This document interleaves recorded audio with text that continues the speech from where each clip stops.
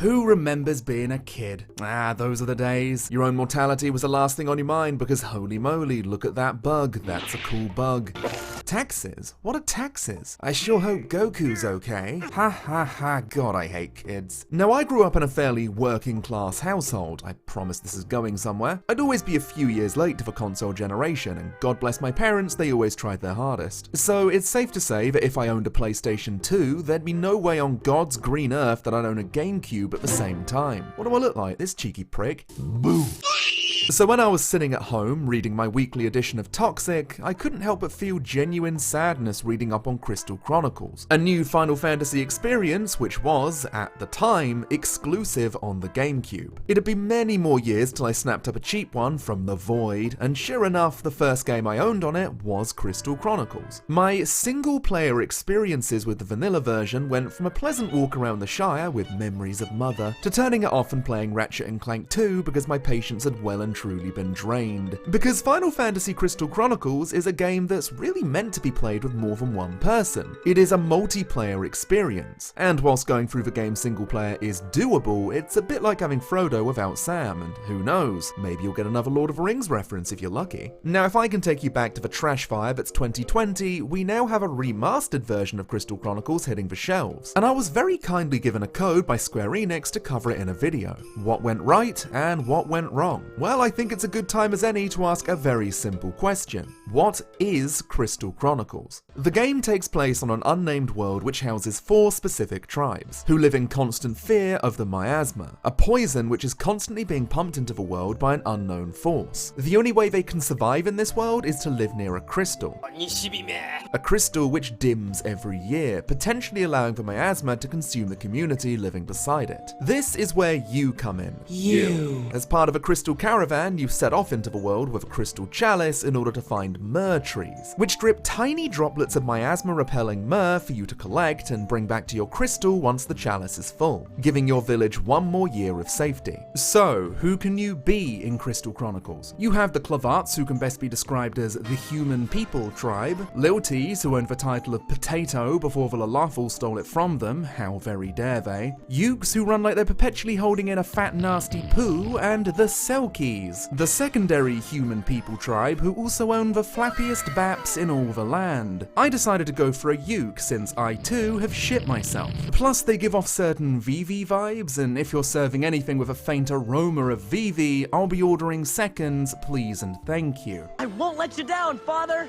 Good luck, son. Now the tribes serve as your playable characters in Crystal Chronicles, and the remaster actually does improve somewhat on the base formula. Each race has a male and female variant and can choose from various different looks for each gender. The remaster adding 8 more to the mix, discounting the other 8 which cost $3.99 each as DLC purchases, and God, I can't stop shitting. Jokes aside, this kind of stuff isn't unusual, and so long as it doesn't affect gameplay, then I'm not too bothered. So it's safe to say the items that affect gameplay being sold as DLC ruffles my feathers just a smidge. Stop pissing on my shoes, Square Enix. Anyways, enough of that. Once you've created your character, you can name them, your village, and choose what job your family owns. The more characters you create on a single save, the more busy your village will become. I went for the prestigious House of Melvin, who reside in the idyllic village of Monkey. And so our adventure begins, and if you were expecting a grand story of epic proportions, you will probably be a little disappointed. See, the game takes on a peculiar non-linear narrative, where you complete a level and character interactions will just sort of happen at you. However, with the remaster, they will now happen at you with voice acting, which wasn't in the original. Which is a nice touch, despite Stiltskin's voice giving me a good touch, which is a bad touch by proxy. I'm on my way somewhere right now, but I can teach you a thing or two if you like. Yes, teach me, Pom-Pom Daddy. What's wrong with you? To start off with, cutscenes will range from minor bits of world building, certain tribes doing what their tribes do best, like the Clavats giving you their produce and planting certain seeds. Try your best to remember this because there will be a test later. Or scenes that make you question why it even needed to waste your time with a loading screen in the first place.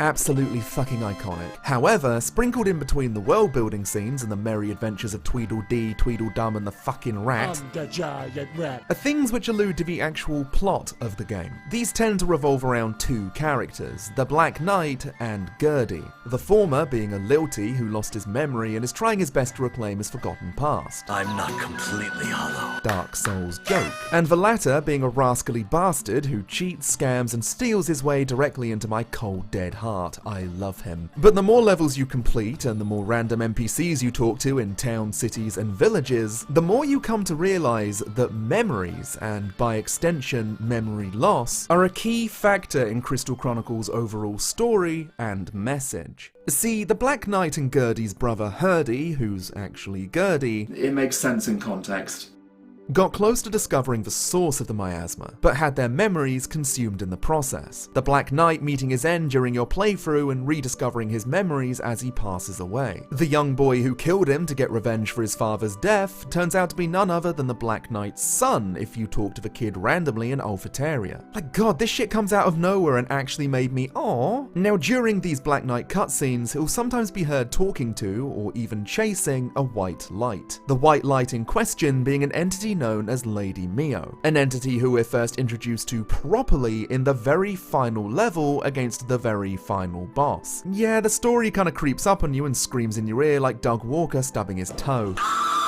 See, it turns out that a parasite that resides within a meteor which crashed onto the world hundreds of years ago is the source of the miasma. And the crash is what turned a world crystal into lots of tiny crystals that civilizations would eventually form around. However, a secondary source would come to see the parasite as a way to make big fucking stonks and would feed on the memories of the populace, but finding the bad ones a delicacy, meaning that the more suffering the miasma caused, the tastier the meal and the faster the memory loss pandemic would spread. The malevolent entity in question is named Requiem, and both he and Lady Mio were born during the meteor strike. Lady Mio, the benevolent entity, apparently taking nibbles of memory here or there, whereas Requiem will cause total amnesia. Now, there is a reason why I explained all of this to you outside of a simple story summary. It's actually for a point I make later into the video, which is in defense of a common complaint that I see the remaster getting. And to be honest, if you're unaware of how the endgame works, then I truly can't blame you. But before we get to that, let's break down what you do in this game. All of the good and the ugly. Gollum. Ah ha ha! See, I brought it back with the Lord of the Rings joke that I referenced earlier. But if I can take your attention for a little bit. Have you ever realized there's not going to be any movie trilogy coming out in the next 20 years that gives you the same feeling as Lord of the Rings? I feel nothing. I'm empty. So I'll be starting with things I unambiguously love before we move into grumpy old man get off my lawn territory, and truth be told, there's a lot to appreciate in this game. Jack Machette was starving. Ironically, the stuff I love about this title has nothing to do with the gameplay. You know, the part people play? Okay, hear me out. The biggest thing I love about Crystal Chronicles is its aesthetic, the environments, and the character designs. Each level has such a unique look to it that nothing feels like a straight rip-off of what came before it, ranging from environments that scream English countryside, a forest trapped in a permanent autumnal state, or Goblin Wall. I hate Goblin Wall, all of my homies hate Goblin Wall. The character and monster designs are pitch perfect for the type of game it's trying to be, although sometimes you'll enter a level and be smacked in the face with Let's Play Spot the Final Fantasy IX asset. It felt pretty bad for the friend I was playing with, as every few feet I'll be pointing at all of them like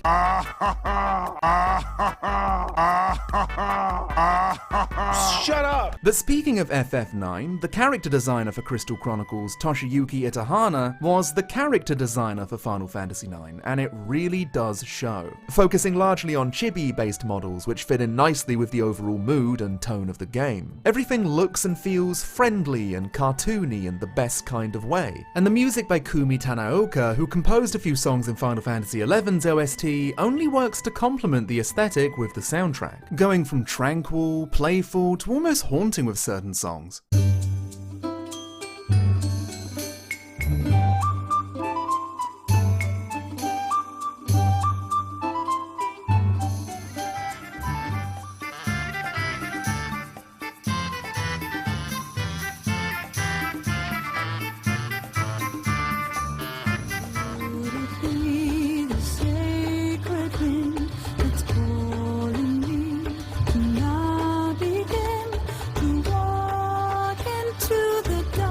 But despite feeling overwhelmingly positive about the game's visual and audible presentation, I did mention that the gameplay is not one of my favourite parts. I do stand by that, and whilst I can't in good conscience call it bad, I can't say it holds my attention for that long. To call the gameplay of Crystal Chronicles complex would be, I feel like your nose would loop once around the world and go straight up your bum. It's basic to the point where I started to get nervous that picking a character proficient in magic would make the footage I captured too fucking boring. You have a routine 3-hit combo with your melee weapon and a charge attack, but pressing L1 or R1 will move your command menu around, allowing you to defend and use magic which you collect off of enemies. Magic works the same as a basic attack, only without the combos, and relies solely on charging it, and using the analog stick to move it around on the map.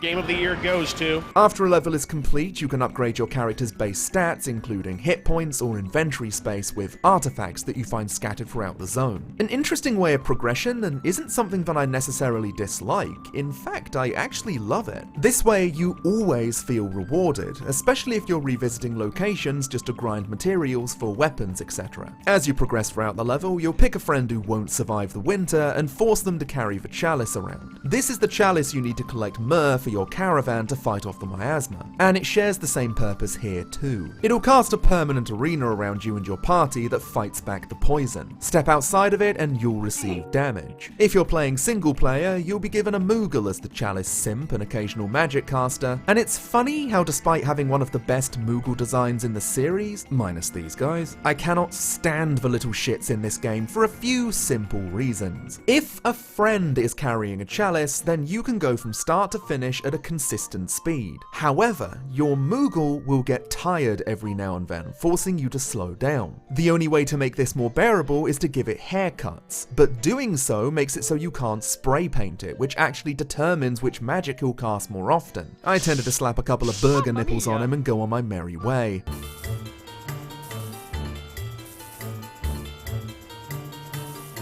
I think I understand murder now. The secondary reason Moogles can go and stay go is more of a personal preference, but I cannot begin to put into words how much I can't stand the male Moogle. After every level is complete and the myrrh has been collected, a male Moogle will drop in to deliver letters from your family. This is a cute little way to make you connect more with your virtual loved ones for endgame sentimental purposes, and getting their affection up, fuck you. We'll have them send you items later down the line, apart from this miserable bastard who never sends me jack shit. My issue with this segment is how you can't skip it, and it really ruins the pace. When I originally got footage for this, you couldn't skip the boss intro or the myrrh collection scene, something which they blessedly have patched. But this made the male Moogle segment yet another unskippable element. Even while patched in, it's still a bit awkward, with every other player minus the host staring at absolutely nothing while the host sorts through their backlog. This is a rat. I do not like rats. They're dumb. Except if they're big cheese. Goodbye. Now, yes, the gameplay is basic and will probably be too basic for some people. But as I've said, this is a game you're meant to play with other people, up to 4 to be exact. And I won't deny that when I was playing this with Sylphie, aka the thumbnail artist for my channel, please go and check her out, I did have a lot of fun. But going to your nan's funeral is 50% more fun with a friend. Hey, what's up guys? Today we're gonna open up some cards! So I'm not letting it off the hook that easily. I can imagine dragging someone to play this with me who had no prior knowledge of this title and having them ask me, "You really found this enjoyable as a kid? Is your brain full of cum?"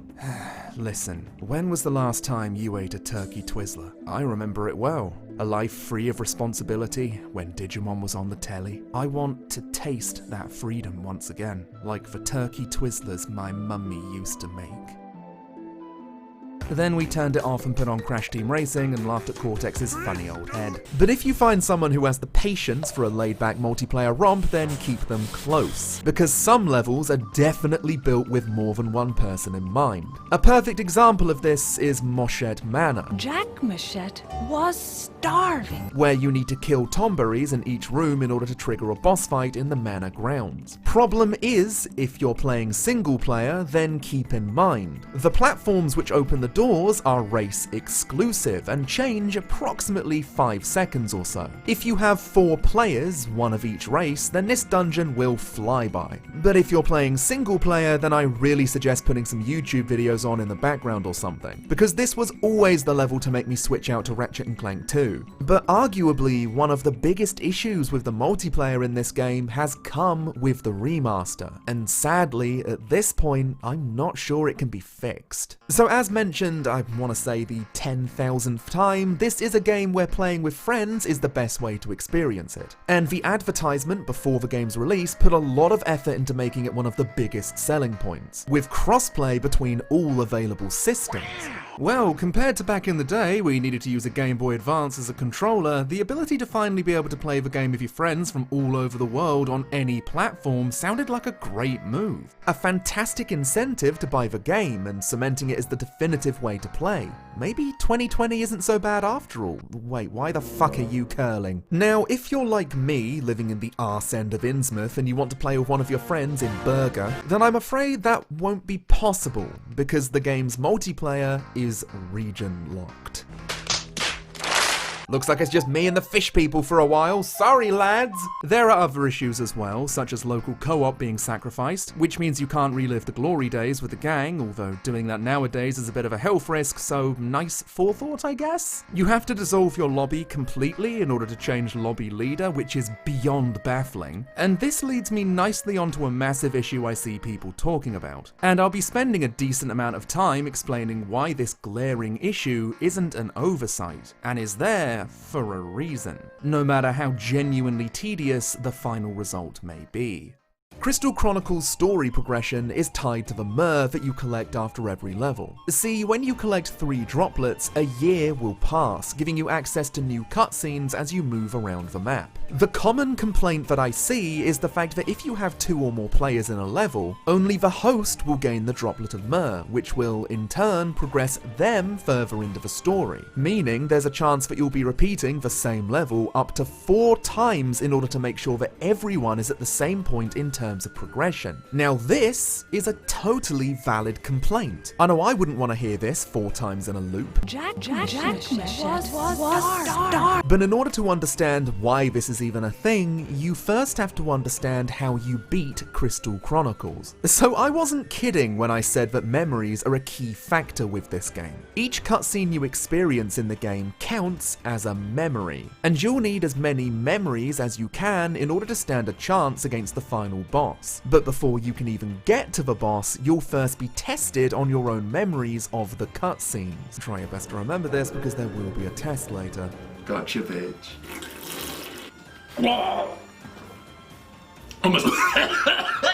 I went down the road. What were the Clavarts planting? Do you remember what breed of creature Jack Machette's wife is? How was Epstein murdered? Answer all of these random questions right and you'll gain access to the final boss. Beat him, however, and he'll merge with Lady Mio and turn into Memoroa, the true final boss, and quite frankly is serving up a damn good look gorge.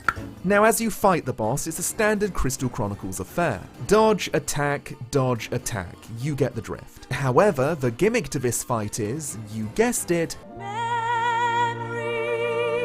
he'll start to slowly devour your memories in the form of a family member unless you cast Cure on them, getting a mysterious magic spell which are great assets to your victory. So, if you get a lot of answers wrong during the quiz and go under 10 memories, you'll get a game over, have barely any memories during the final boss, and you won't get many ultra powerful magic spells to help you with the fight. So imagine if you joined a party of 4 and you all got a myrrh drop at the end. There'd be no real incentive to move around the map, would there? Meaning you won't trigger the cutscenes, meaning you won't be able to fight the final boss at all. Now there are ways to fix this. One of the ones I came up with is making it so one person leads a caravan and having a vote skip during cutscenes, but of course that that would only work if you're a close, committed group of friends who aim to make it all the way to the end. If one person drops out and rejoins later, they won't have as many memories as everyone else. It's a tricky situation, and as I said, I get why it's so frustrating. Playing a level up to a maximum of 4 times because of reasons that are hard-baked into the game is definitely annoying, and well, it's a shame it didn't go down better. It'll probably be seen as a major blemish for people planning on playing this with large groups of friends.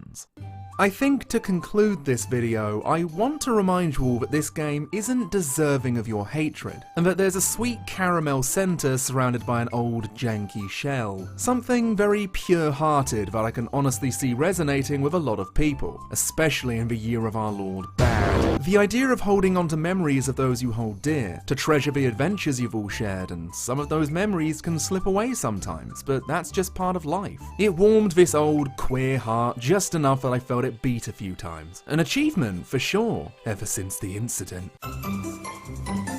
Now the multiplayer, sure, I'm not gonna defend it, minus the part I defended, and I absolutely think it deserves some grilling. They dropped the ball, but I'm not gonna give the rest of the game an unfair shot just because one element royally got on my nerves. I'd be interested to hear what a completely new player's experience with this game is, especially since they'd be disconnected from nostalgia and can critique it without memories of happier times holding things back. I'd love to see Square Enix continue to patch fixes into this game as the months and years go by and improve on it slowly but surely. Because end of the day, I wish the best for it and the passionate community it's built up over time. And I hope, in my heart of hearts, that it doesn't turn into nothing more than a distant memory.